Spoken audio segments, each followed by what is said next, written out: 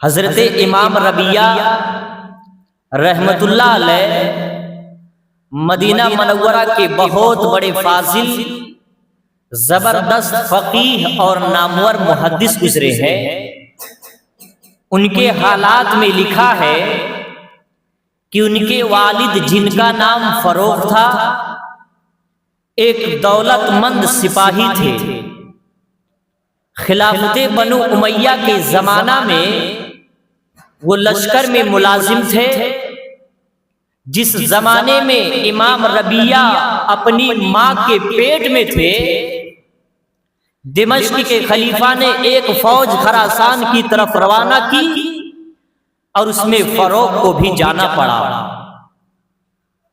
فروغ اپنی بیوی کو 30,000 اشرفیوں کی ایک تھیلی دے کر اور حمل کی حالت میں چھوڑ کر مہم پر روانہ ہو گئے۔ اتفاق کی بات ہے کہ جنگوں کا سلسلہ اس طرح شروع ہوا اور فتوحات اسلامی کا سیلاب اس طرح بہتا رہا کہ 27 برس تک انہیں وطن آنے کی مہلت نہ ملی۔ 27 سال کے بعد اس شان سے واپس آئے کہ گھوڑے کی پیٹھ پر سوار ہیں، ہاتھ میں نیزہ ہے، کمر میں تلوار ہے، سیدھے اپنے گھر پہنچے اور نیزے کی نوک سے دروازہ کھٹکھٹایا۔ ربیعہ نے آ کر دروازہ کھولا۔ اگرچہ باپ بیٹے نے ایک دوسرے کو نہیں پہچانا لیکن گھر اپنا تھا، اس لیے فروغ بے دھڑک گھر میں داخل ہونے لگے تو ربیعہ نے للکار کر کہا کہ پرائے گھر میں اس طرح کیوں گھسا پڑتا ہے؟ فروغ جو ایک سپاہی منشی آدمی تھے سن کر طیش میں آ گئے اور ڈپٹ کر کہا، انت دخلت علی حرمی، تجھے میرے گھر میں داخل ہونے کا کیا کام؟ باپ بیٹے کی لڑائی جب طول پکڑنے لگی تو محلے کے لوگ بھی جمع ہو گئے۔ حضرت امام مالک کو بھی جو ربیعہ کے شاگرد ہیں اس جھگڑے کی خبر پہنچی تو استاد کا معاملہ سمجھ کر آئے اور فروغ کو نہ پہچاننے کی وجہ سے یہی مشورہ دیا کہ بڑے میاں آپ کسی اور مکان میں ٹھہر جائیں، ہم آپ کا انتظار کر لیتے ہیں۔ فروغ نے تعجب سے کہا کہ جناب میرا نام فروغ ہے، میں مدینہ منورہ کا ہی باشندہ ہوں اور یہ گھر میرا ہے، یہ گھر میرا ہے۔ ربیعہ کی والدہ نے نام سن کر فروغ کو پہچان لیا اور کہا کہ ہاں یہ میرے شوہر اور ربیعہ کے باپ ہیں۔ اب باپ بیٹے گلے مل کر خوب روتے ہیں۔ 27 سال کے بعد باپ بیٹے سے ملاقات ہوتی ہے۔ جب جوش محبت کی حرارت جب رونے سے کم ہوئی تو اندر داخل ہوئے اور فروغ کو جب اطمینان و سکون ہو چکا تو اپنی 30,000 اشرفیاں یاد آئیں۔ میری ماں اور بہنوں غور سے سننا، جب فروغ کو اطمینان و سکون ہو چکا تو اپنی 30,000 اشرفیاں یاد آئیں اور بیوی سے ان کا مطالبہ کرنے لگا۔ بیوی سے ان کا مطالبہ کیا، سمجھدار بیوی نے کہا کہ گھبرائیے نہیں، وہ نہایت حفاظت کے ساتھ رکھی ہوئی ہے۔ اس عرصہ میں حضرت ربیعہ رسول اللہ صلی اللہ علیہ وسلم کی مسجد میں جہاں شاگردوں کا ہجوم ان کا منتظر تھا درس دینے کے لیے تشریف لے گئے۔ مدینہ منورہ کے بڑے بڑے عالموں اور فاضلوں کے حلقے میں جن میں حضرت امام مالک اور حضرت امام حسن بصری جیسے بزرگ بھی تھے بیٹھ کر درس میں مشغول ہو گئے۔ ادھر فروغ کی بیوی نے شوہر سے کہا کہ اے میرے شوہر مسجد نبوی میں تشریف لے جا کر کے نماز پڑھ آئیے۔ فروغ مسجد میں آئے تو یہ منظر تھا کہ ایک نوجوان عالم بیچ میں بیٹھے ہوئے ہیں اور شاگردوں کا ایک جمگفیران کو ہر طرف سے گھیرے ہوئے ان کے علم فیوض سے مستفیض ہو رہا ہے۔ شوق و حیرت سے دیر تک دیکھتے رہے، آخر ان سے رہا نہ گیا۔ امام ربیعہ کے سر پر اس وقت ایک لمبی سی ٹوپی تھی اور انہوں نے جان بوجھ کر اپنے سر کو جھکا لیا تھا، اس لیے باپ کو پہچاننے میں ایک مرتبہ پھر دقت ہونے لگی۔ آخر ان سے رہا نہ گیا اور انہوں نے آگے بڑھ کر مجمع سے پوچھا کہ یہ نوجوان عالم کون ہے؟ لوگوں نے کہا یہ فروخ کے بیٹے امام ربیعہ ہے۔ فروخ اس وقت اتنا زیادہ خوش ہوتے ہیں، فروخ کی اس وقت کی دلی کیفیت کا اندازہ بجز خدائے عالم الغیب کے کون کر سکتا ہے؟ فروخ کہتے ہیں لقد رفع اللہ ابنی، اللہ نے میرے بیٹے کو بہت بڑا درجہ عطا کیا ہے۔ اے نوجوانوں، اے لوگوں، جب اسی دلی مسرت کے ساتھ گھر لوٹتے ہیں، اپنے بیوی سے فرماتے ہیں، اپنے بیوی سے کہتے ہیں کہ 27 سال تک میں نے بڑے بڑے ملکوں میں ٹہلا گھوما، لیکن آج تک اس شان کا عالم و فقیہ نہیں دیکھا جیسا کہ تمہارے بیٹے امام ربیعہ کو پایا۔ اے لوگوں، پھر بیوی نے حقیقت حال صاف صاف کہہ دی، صاف صاف کہتی ہے کہ انفقت المال کلہ علی، میں نے آپ کا سارا عشر کیا، میں نے آپ کی سارا دولت اسی تعلیم پر خرچ کر دیا۔ اے لوگوں، ذرا آپ فرمائیں، ذرا آپ غور کریں، آج کہاں ہیں وہ مائیں اور بہنیں؟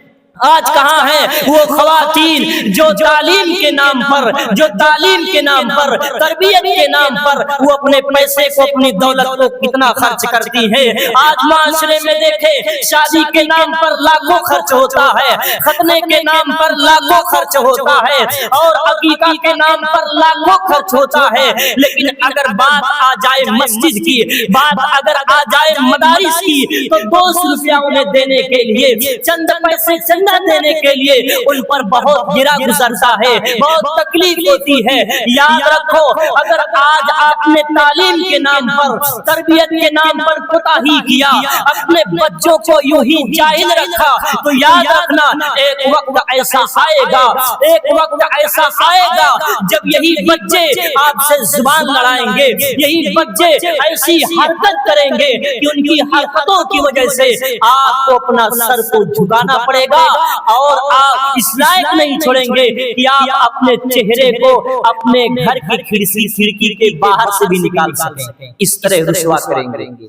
تو لہٰذا ہم بھی تعلیم کے میدان میں آگے بڑھنے کی کوشش کریں، اور یہ تعلیم حاصل کرنا، دین اسلام کی تعلیم حاصل کرنا فرض ہے۔ طلب العلم فریضۃ علی کل مسلم، ہر مسلمان پر، چاہے وہ مرد ہو یا عورت ہو، اس کا حاصل کرنا فرض ہے۔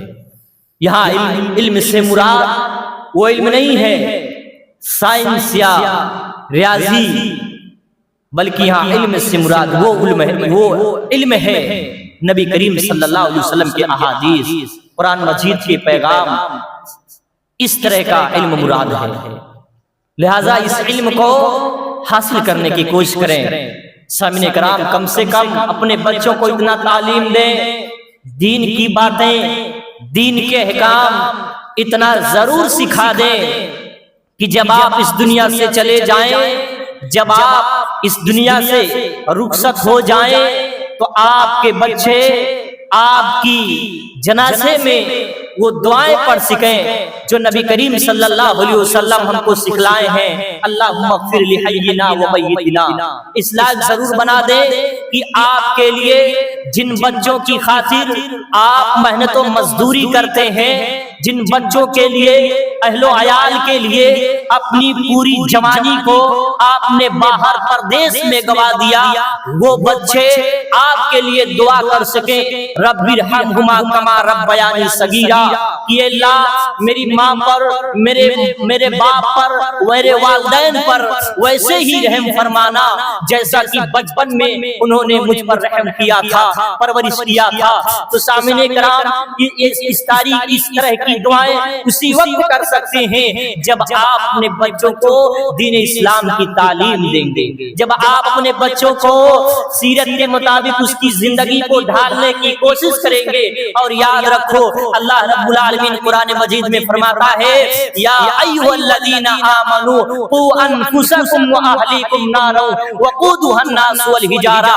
اللہ رب العالمین نے قرآن مجید میں کہا کہ ایمان والو، اے لوگو، اپنے آپ کو اور اپنے ساتھ ساتھ اپنے بچوں کو، اپنے بچیوں کو اور اپنے اہل و عیال کو بھی فکر کرو جہنم کی آگ سے بچانے کا، جس آگ کے ایندھن انسان اور پتھر ہوں گے، وہ اتنا خطرناک وہ آگ ہوگا، اس آگ سے ہم بچانے کی کوشش کریں اپنے آپ کو اور اپنے بچوں کو۔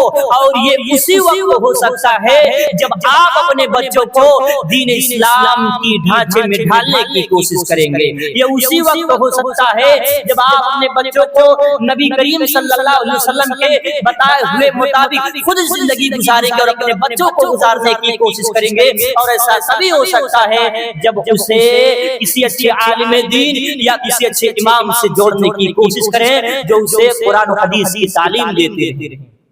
سامعین کرام، اور یہ علم، ایسا علم جو فائدہ لوگوں کو پہنچائے، یا نیک جو اولاد ہوتے ہیں وہ صدقہ جاریہ ہوتے ہیں، مرنے کے بعد بھی اس کا اجر، اس کا ثواب، اس کا بدلہ ملتا رہتا ہے۔